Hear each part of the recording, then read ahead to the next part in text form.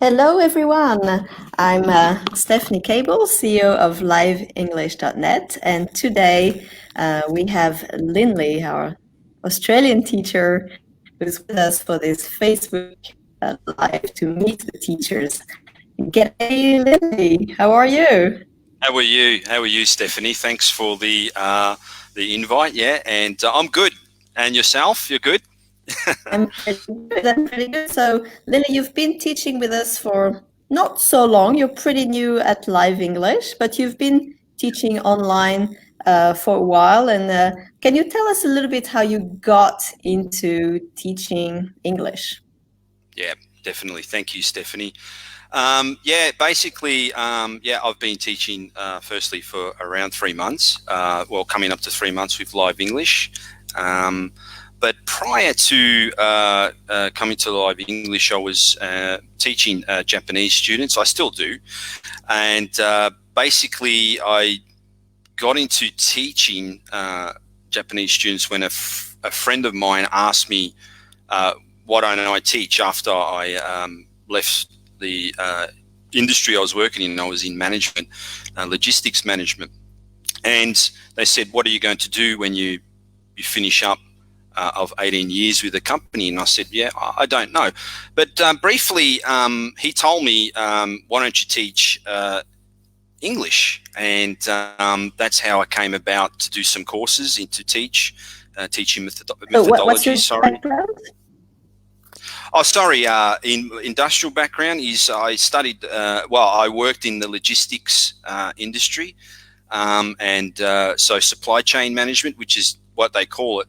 But I specifically worked in inventory management. So it's a form of management to do with transportation of goods and services across the world as well. Yeah, and that's what I did for 18 years. That's what I went to study as well at college or university prior. So what do you like about teaching? Many things, Stephanie. But yeah, the main thing is meeting students from around the world, of course, but also imparting some of the knowledge that I bring, or I attempt to bring into teaching. For instance, just the experience that I've had, and then try to teach English with that experience. So life experience and of course work experience as well. That's what I like, and imparting that knowledge really, to students to experience different things about. Of course, I come from Australia, so I give them sort of a fun way as well. So I like just teaching basically. And meeting new people and let them experiencing different things whilst learning English. Right. Really, yeah. Right. So you're from Australia. Do you feel that your students are particularly interested in learning more about Australia?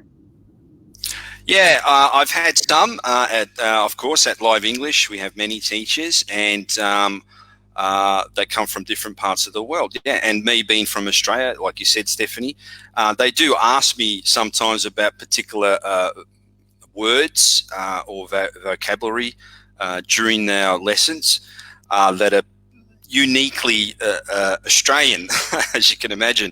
So certain words, they do ask me about that, but I try to make it in a fun way. So they can learn vocabulary, not just Australian terms, but also from the study box as well, which is quite important. But yeah, I try to incorporate it if they do ask me. So they do find it interesting. Yeah. So what is what do you think? I mean, most of our students are in Europe, and I was like this. I used to dream about going to Australia, visiting that country, and a few years ago, I managed to go there, and I was really impressed. Yes. What do you think people in Europe think about Australia? What is in their what do they imagine about Australia? And what is right and what is wrong? Yes. Well, let's start with the positives. I think the perception is good question, Stephanie. I think the perception in Australia, we tend to be a bit more laid back, if you like, or informal. So Right. a bit more relaxed. Yeah, I think that I've seen that with some students, of course, but also on a So you positive don't think side, it's true? I think it's true. Yeah, I I think also it's think true. it's true. I think it's true, and it's a good thing. It's a positive thing in this instance because we're sort of easy to get along with. I think Australians tend to.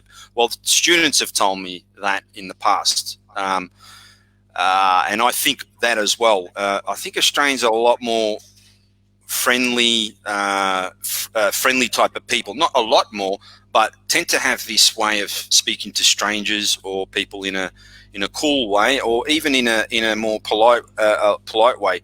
Not to say that other countries don't do it, but because of our laid back, relaxed attitude, it is a positive thing that probably runs for us. I've heard this, for instance. Okay, Yeah, interesting. yeah. So I think it's true, and Okay. yeah. Sorry.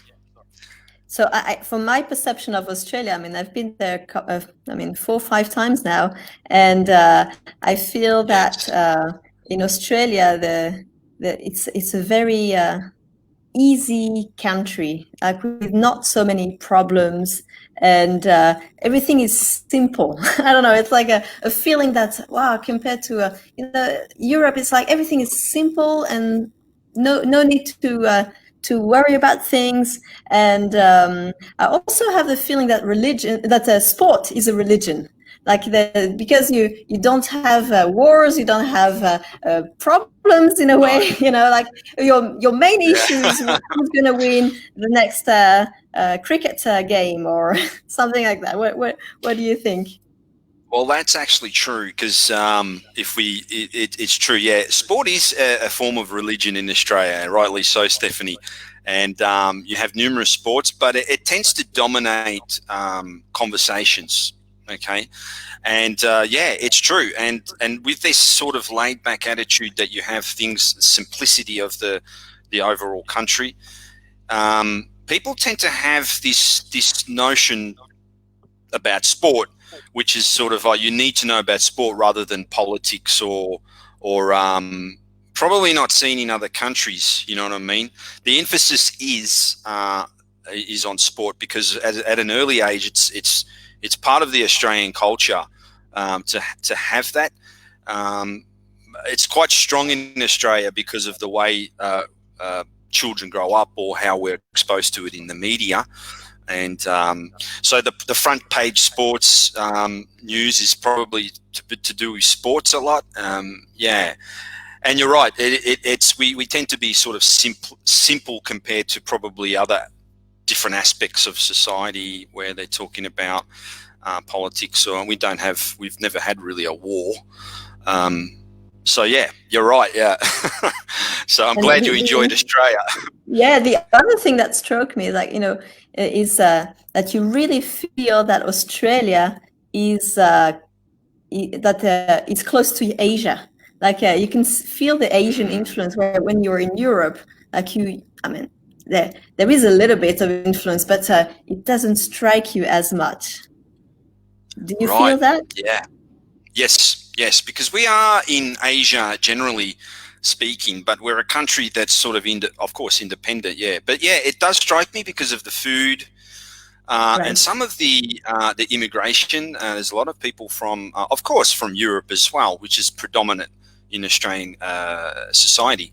But yeah, they come from Asia. We've been influenced by Asia a lot because of trade and food.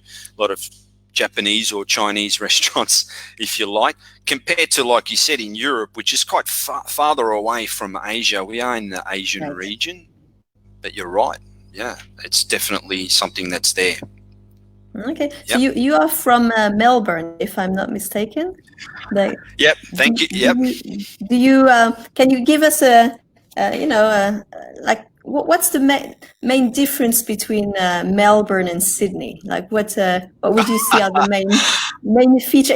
Is there a competition between the two big cities of Australia?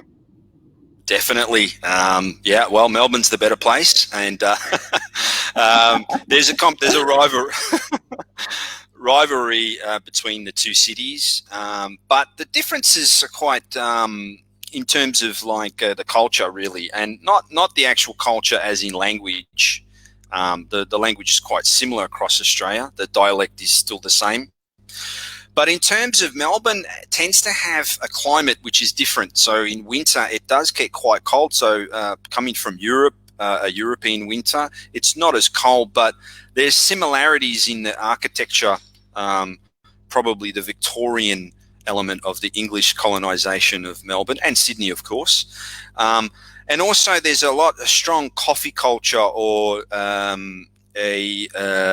what I would call a food culture. Food and coffee culture and tea in that is not so much in Sydney. Sydney tends to take more of the many tourists there, the Sydney Opera House and things like that, the Sydney Harbour Bridge and things like that, and the nightlife's quite good. But in Melbourne, it's more the cultural aspects of food, because many people have come from different countries and settled of immigration in Melbourne, and they brought along, rightly so, a lot of their restaurants and the cooking, and so that's probably one thing that separates Melbourne between Sydney. And we always think that Sydney is probably less better than us. Because of sport, again, like you said, because of sport with rugby and Australian football, it comes from the sporting religion in Australia rather than the sort of cultural aspects, which pretty much one. We're all Australian. And I think in Sydney, maybe because you have the beach. I mean, do you have the beach in Melbourne, or is it close to the beach, or? Yeah. We are close to the beach, but Sydney's more better. The atmosphere is better in Sydney because you have Bondi and Manly. Right. I've lived in Sydney myself when I was younger. I'm not actually from Sydney, of course, like you said, but I did live there when I was younger. And Melbourne, yeah, we do have nice beaches. Probably Sydney has better ones, or the state of New South Wales, which Sydney is in. Right. Sydney's the capital. Yeah. Right. So, but we do have some nice places. Yeah.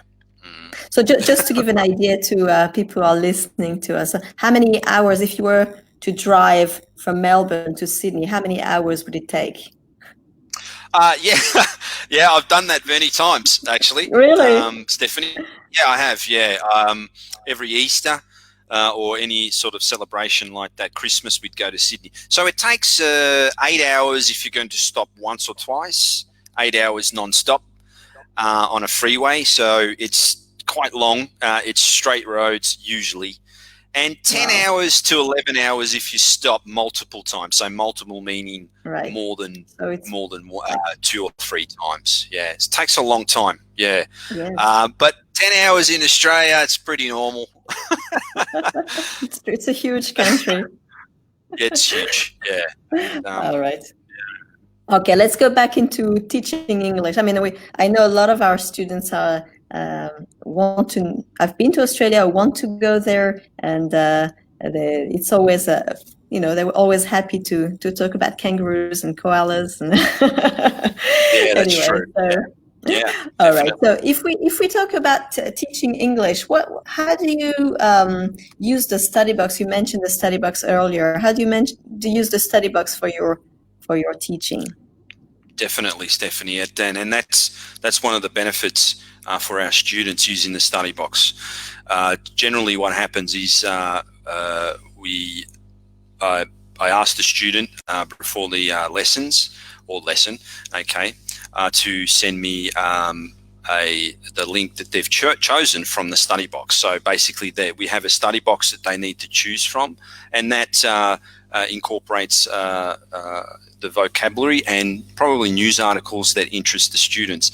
Of course, they then send that to the teachers, myself as well, of course, and that's their selection. They get to choose again, and we go through the study box, and as a way of presenting the students with news articles and vocabulary, of course, okay, as a basis for learning new vocabulary, of course, new words, new phrases, and also as a basis to have conversation with the questions that are in there. So once students do send that to us, we can start the lesson with the what the students have read. They need to read it prior to sending it to the teacher. And what I utilise that, as all teachers do at Live English, to build upon their vocabulary, but also to give them a sense of how a conversation, a natural flowing conversation goes, by using new words and new phrases or expressions in English. And it also gives them a chance, it also gives them a chance at Live English to be able to get that practice with a native English speaker, which probably sometimes they were not exposed to. And that's where the study box is a very essential part here at Live English. Yeah, absolutely. I mean, I think one of the goals of our lessons is to work on fluency, and we use the study box as a tool to bring topics to the table and to have a conversation with the teacher and learn and use the vocabulary we've learned, and also, you know, work on confidence and get more confident when you speak English. So yeah, that's a great tool. What would be what would be your tip to our students, to students who are watching us now, if they want to improve their English? Well, my first, a tip, my first predominant tip is to be able to, like you said, to achieve a fluency, okay? But by doing that, if you want to achieve that, I think is not to be scared, okay? Is to be able to come to a lesson and not be scared to speak in English or in any language. And the reason is because we all had to start from somewhere, and that includes people who are from different types of different types of students, okay? But to achieve that fluency is make sure that we're not going to judge you on being accurate. And like you said, Steph, fluency, being practicing and not being scared to make mistakes. Confidence. Don't worry about not being able to say a word. A lot of my students they don't want to speak. They're scared of making a mistake. Don't be scared to make a mistake. Making mistakes, it happens to everyone. Okay, so some students might be just worried about that, I found. Okay, so my tip is to don't worry about trying to be accurate or trying to sound proper. The purpose is to learn, not here to judge how good you are. The purpose is a continuation of learning, and that's where the study box is a good tool again. And I revert back to that, is to give us a basis for the conversation to achieve fluency, but also to learn vocabulary, okay, and also as a teacher at Live English, to give them some confidence in a safe working area where the students can actually not be scared, use the study box, and sometimes have fun learning. It doesn't have to be serious. Okay? Absolutely, absolutely. Yeah. I